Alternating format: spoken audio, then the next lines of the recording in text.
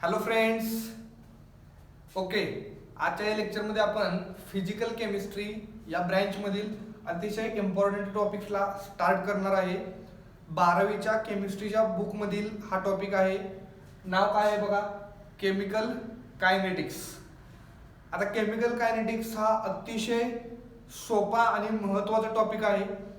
JEE असेल, नीट असेल, शिवाय अनेक कॉम्पिटिटिव्ह एक्झाम्स असतील, सीईटी असेल, अशा महत्त्वाच्या आणि कॉम्पिटिटिव्ह एक्झाम्समध्ये या टॉपिकवरती ॲटलिस्ट 1 क्वेश्चन तर असतो बघा. अतिशय इम्पॉर्टंट टॉपिक आहे. तर सुरू करूया मग. केमिकल कायनेटिक्समध्ये जनरली ही जी ब्रँच आहे फिजिकल केमिस्ट्रीची. फिजिकल केमिस्ट्री म्हणलं की केमिकल रिॲक्शन्स. आता फिजिकल केमिस्ट्री असू दे किंवा फक्त केमिस्ट्री असू दे, आपल्याला केमिस्ट्रीमध्ये ते काय बघायला मिळणार आहे, केमिकल रिॲक्शन्स. आणि केमिकल रिॲक्शन्स म्हणले की आधी मुलांना भीती वाटते. केमिकल रिॲक्शन्स म्हणले की काय आलं, केमिकल रिॲक्शन्स म्हणले की आपल्याकडे 3 क्वेश्चन्स आहेत.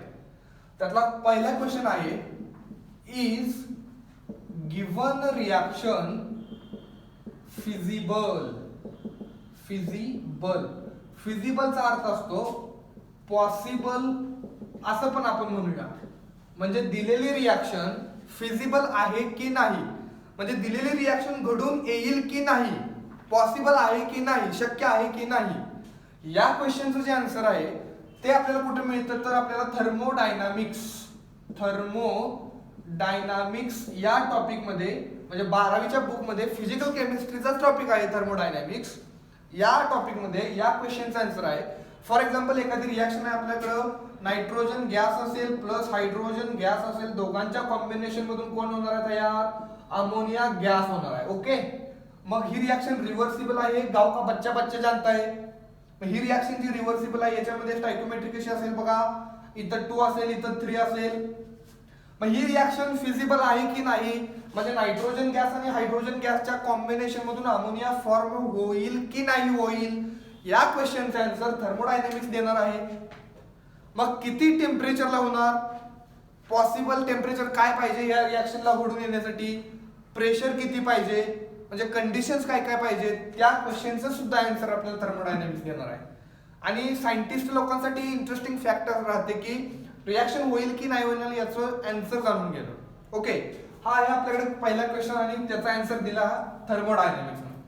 सेकंड क्वेश्चन आपल्याकडे काय आहे बघा, क्वेश्चन 2 असेल, एक्सटेंट ऑफ रिॲक्शन, असं आपण म्हणूया, एक्सटेंट ऑफ रिॲक्शन. म्हणजे पहिल्या क्वेश्चनचा आन्सर थर्मोडायनामिक्सने काय दिलं, yes this is the feasible reaction, म्हणजे ही रिॲक्शन होणार असं थर्मोडायनामिक्सने जर सांगितलं तर एक्सटेंट ऑफ रिॲक्शन म्हणजे किती प्रमाणात ती रिॲक्शन होईल. नायट्रोजनची आणि हायड्रोजनची आपण ही रिॲक्शन कन्सिडर केलेली, nitrogen gas plus hydrogen gas it gives ammonia. मग या दोघांचं जे सुरुवातीला कॉन्सन्ट्रेशन असेल त्यातलं किती कॉन्सन्ट्रेशन प्रोडक्ट मध्ये कन्वर्ट होईल, निम्म कन्वर्ट होईल का निम्म्याला जास्त होईल, म्हणजे एक्सटेंट ऑफ रिॲक्शन.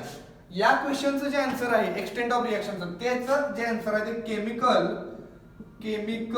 इक्विलिब्रियम.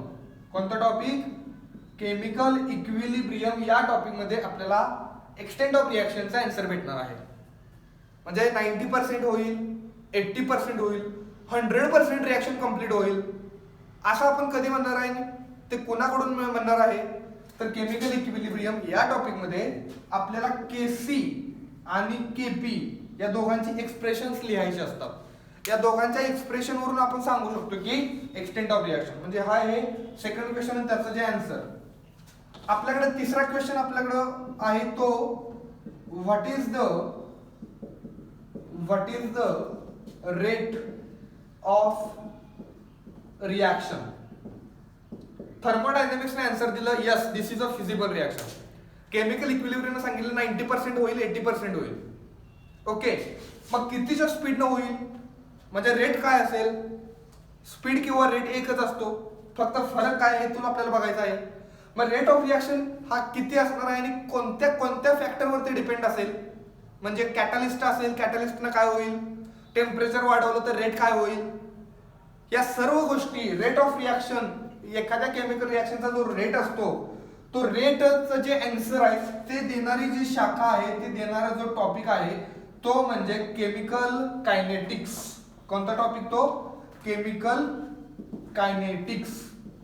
मग आता तुम्हाला एक आयडिया आली असेल की आपल्याकडे 3 फिजिकल केमिस्ट्रीचे अतिशय इम्पॉर्टंट टॉपिक आहेत. केमिकल रिॲक्शनच्या रिलेटेड इम्पॉर्टंट 3 टॉपिक्स कोणते कोणते? थर्मोडायनेमिक्स आहे, केमिकल इक्विलिब्रियम आहे, केमिकल कायनेटिक्स आहे.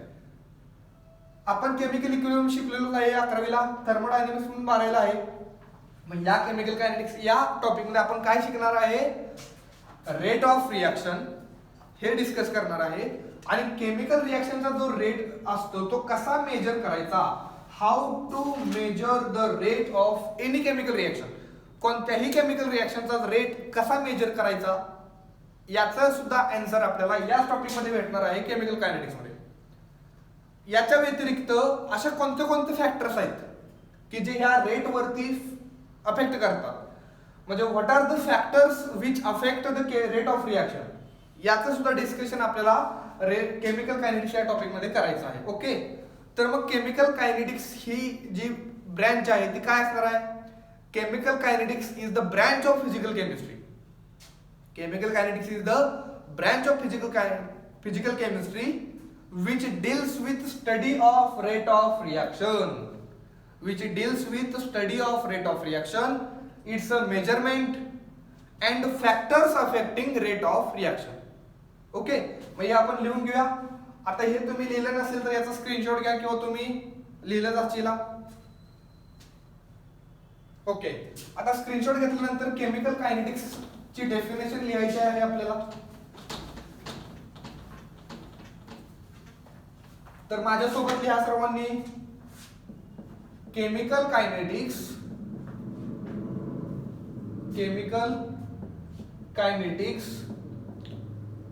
is the branch of physical chemistry which deals with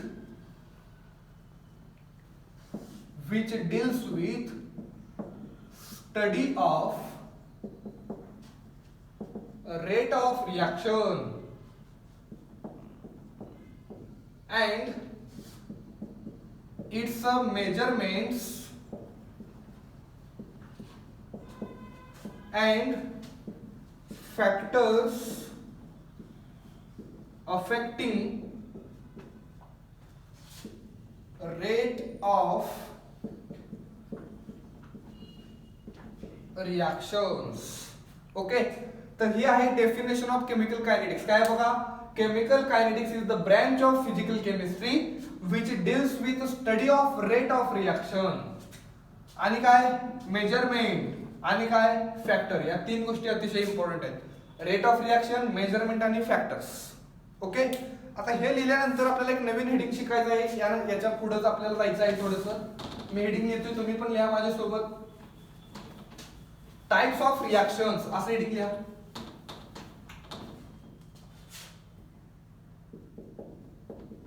types of reactions. आता रिॲक्शनचे आपल्या केमिस्ट्रीमध्ये किती टाइप्स असतात? तर ते 3 टाइप्स असतात. मी इथे लिहिणार आहे me on the basis of rate of reaction. म्हणजे केमिस्ट्रीमध्ये केमिकल रिॲक्शनचा रेट कसा आहे या रेट वरती किंवा रेटच्या बेसिस वरती आपण रिॲक्शनचे टाइप्स करू शकतो. There are 3 types of reactions. 3 टाइपचे आपल्याकडे रिॲक्शन्स आहेत. त्यातली पहिली रिॲक्शन मला बघायची आहे ती म्हणजे fast reactions. Name itself indicates काय असणार आहे. फास्ट रिॲक्शन्स म्हणजे काय असतील? The reaction which completes within fraction of second. The reaction इथे लिहा वाटलं तुम्ही. द रिॲक्शन्स which completes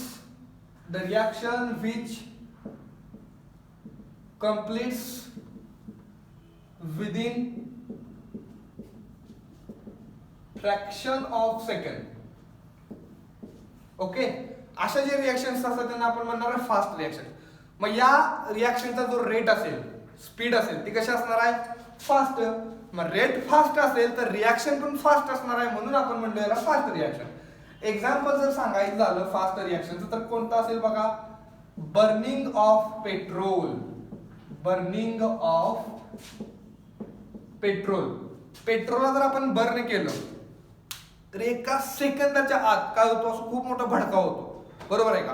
म्हणजे ते पेट्रोलचं जे बर्निंग असेल ते अतिशय म्हणजे अतिशय फास्ट रिॲक्शन आहे. आपण डे टू डे लाईफ मध्ये बघितलेलं पण आहे, पाहिलेलं पण आहे.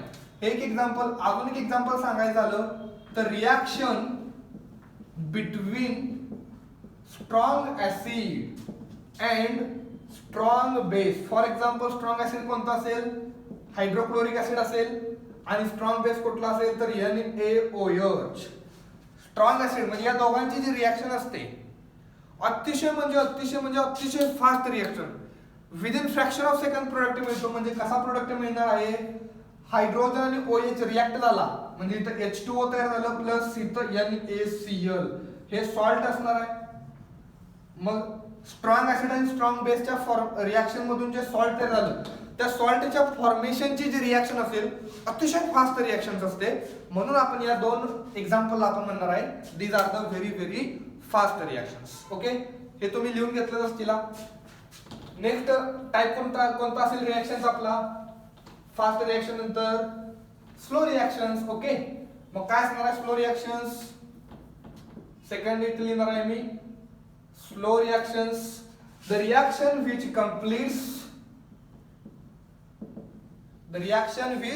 कम्प्लीट्स असं लिहू आपण,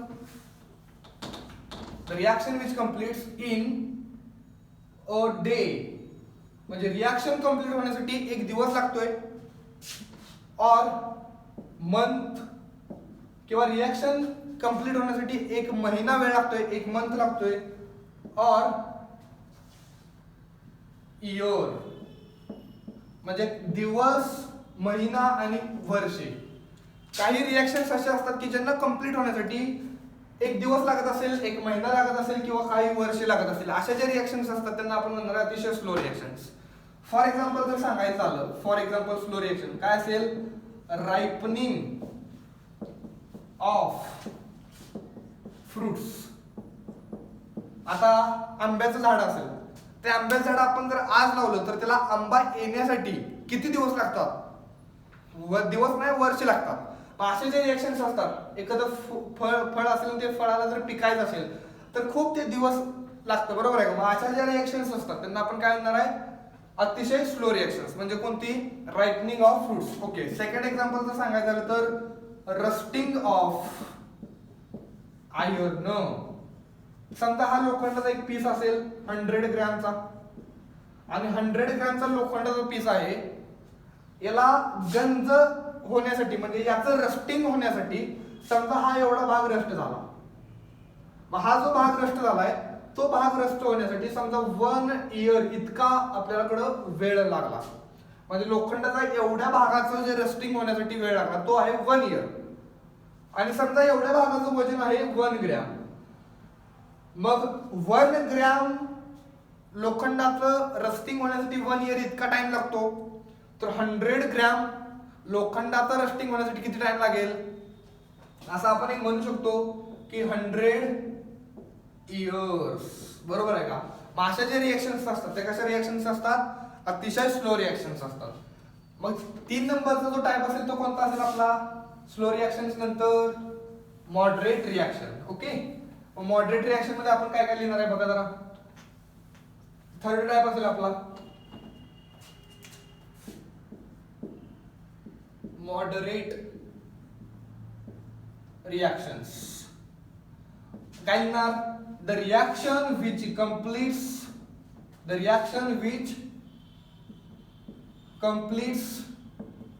इन अ मिनिट.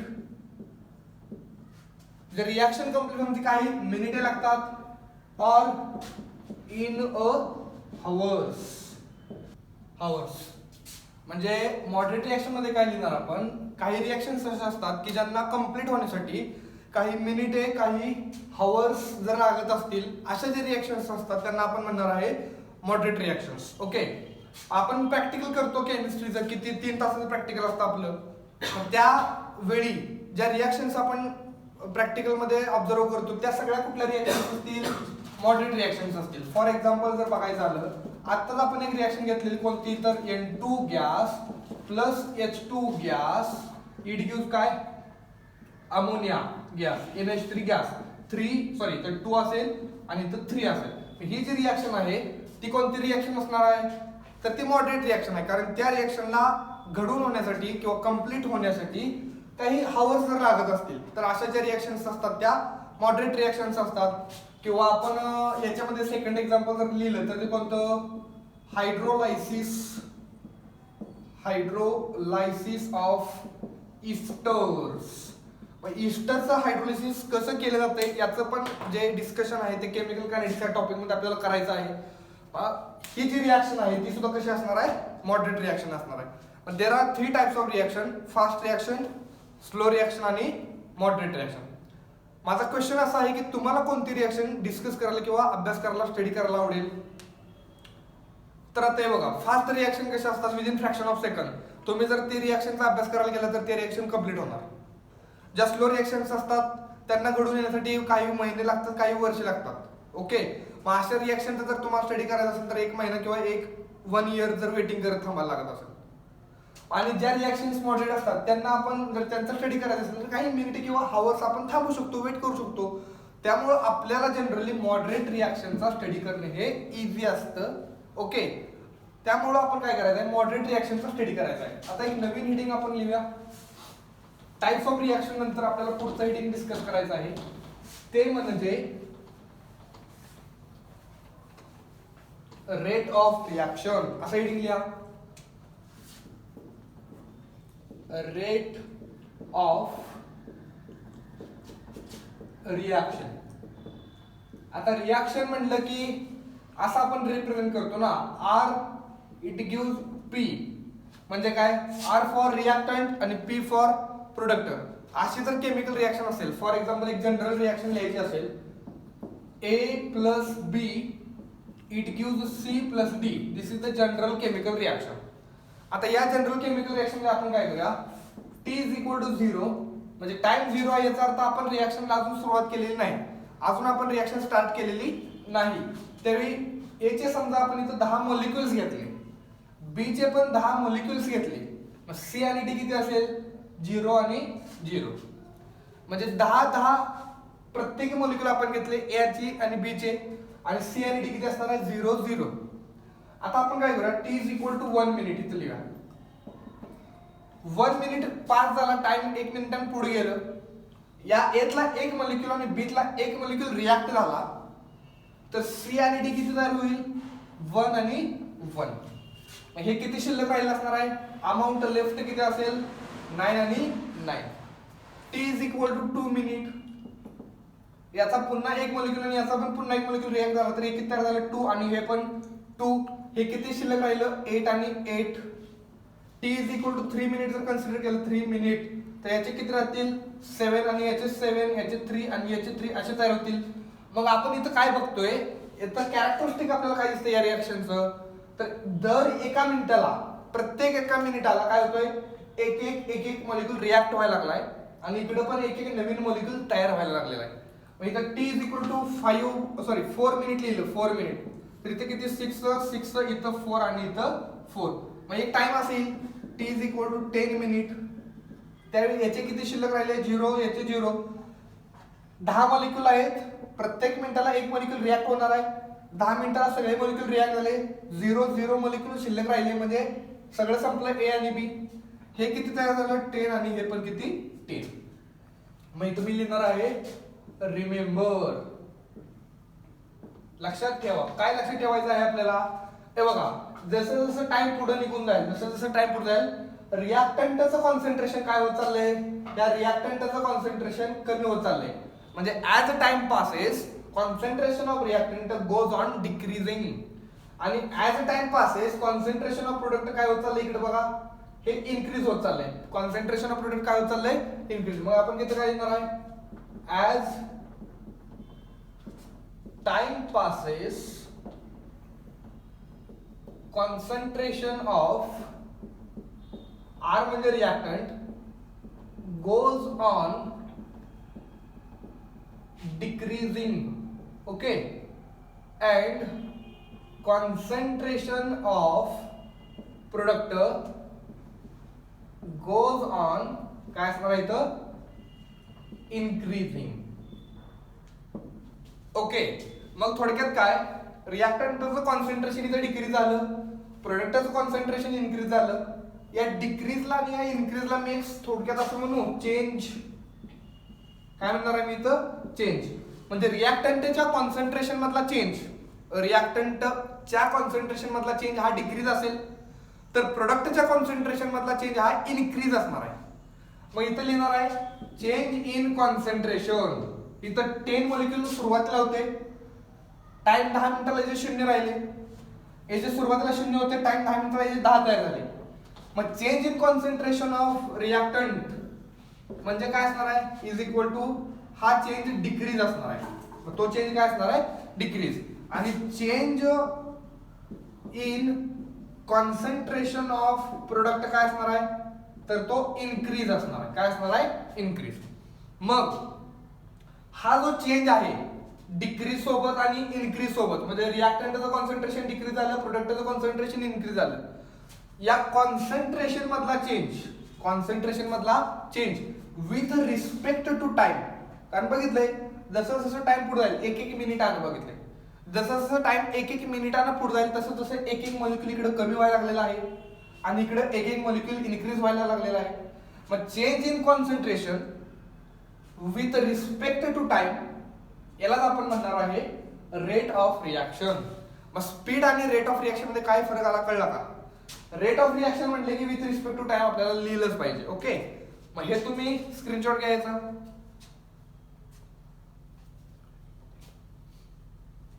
ओके, मग आपल्याला डेफिनेशन लिहायची कुणाची तर रेट ऑफ रिएक्शनची डेफिनेशन काय असेल ती मी इथे लिहितोय. रेट ऑफ रिएक्शनची डेफिनेशन काय असेल definition the change in concentration of reactants or products with respect to time is called rate of reaction. Okay, काय आहे डेफिनेशन समजली. अतिशय सोपा पॉइंट आहे रेट ऑफ रिएक्शन. जर आपण ग्राफिकली बघितलं, कसं ग्राफिकली तर कसं असेल बघा.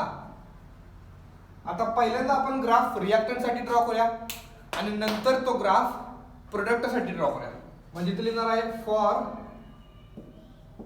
रिएक्टंट. रिएक्टंट साठी ग्राफ कसा असेल बघा. दिस इज द एक्स ऍक्सिस, हा वाय ऍक्सिस असेल. एक्स ऍक्सिस वरती आपण काय घेऊया इथं टाइम असेल आणि तो इथं मिनिट मध्ये घेतलेला आहे आपण. आणि वाय ऍक्सिस वरती काय घेणार आहे आपण कॉन्सन्ट्रेशन. ओके, काय घेणार आहे कॉन्सन्ट्रेशन. इथं टाइम असेल 0 1 2 3 4 5 6 7 8 9 10 असं असेल. इकडे कॉन्सन्ट्रेशन कसं 1 मॉलिक्यूल 2 मॉलिक्यूल 3 मॉलिक्यूल 4 5 6 7 8 हे 9 10 पर्यंत असं असेल. पण जसं जसं टाइम पुढे जाईल तसं रिएक्टंटचं कॉन्सन्ट्रेशन डिक्रीज व्हायला लागलेलं आहे. काय होतंय डिक्रीज. मग डिक्रीज झालेला ग्राफ कसा असणार आहे असा, बरोबर आहे का. म्हणजे ग्राफ कसा येणार आहे डाऊनवर्ड डायरेक्शन येणार आहे, डाऊनवर्ड डायरेक्शन. ओके, हा आहे रिएक्टंट साठी ग्राफ. मग प्रोडक्ट साठी कसा असेल इथे लिहितोय मी फॉर प्रोडक्ट. प्रोडक्ट साठी ग्राफ कसा असेल तर this is X axis Y axis. इथं टाइम असेल. ओके, इथं कॉन्सन्ट्रेशन असेल. तर ग्राफचं नेचर कसं असणार आहे असं असणार आहे. म्हणजे ग्राफ काय व्हायला लागलाय अपवर्ड डायरेक्शन चाललेलं आहे. म्हणजे कॉन्सन्ट्रेशन काय व्हायला लागलंय जसं जसं टाइम पुढे जाईल तसं हे कॉन्सन्ट्रेशन इकडं इन्क्रीज व्हायला लागलेलं आहे. हा आहे रिएक्टंट साठी ग्राफ, हा आहे प्रोडक्ट साठी ग्राफ आणि हे होतं रिएक्टंट साठी. म्हणजे rate of reaction. Okay, this is the introduction of chemical kinetics. आतापर्यंत आपण काय काय बघितलं बघा या लेक्चरमध्ये. इंट्रोडक्शन बघितली, रेट ऑफ रिॲक्शन बघितलं आणि हे ग्राफ बघितले. नेक्स्ट लेक्चरला आपण average types of rate of reaction बघूया. मग ॲव्हरेज रेट असेल किंवा इन्स्टंटेनियस रेट असेल. Okay, thank you.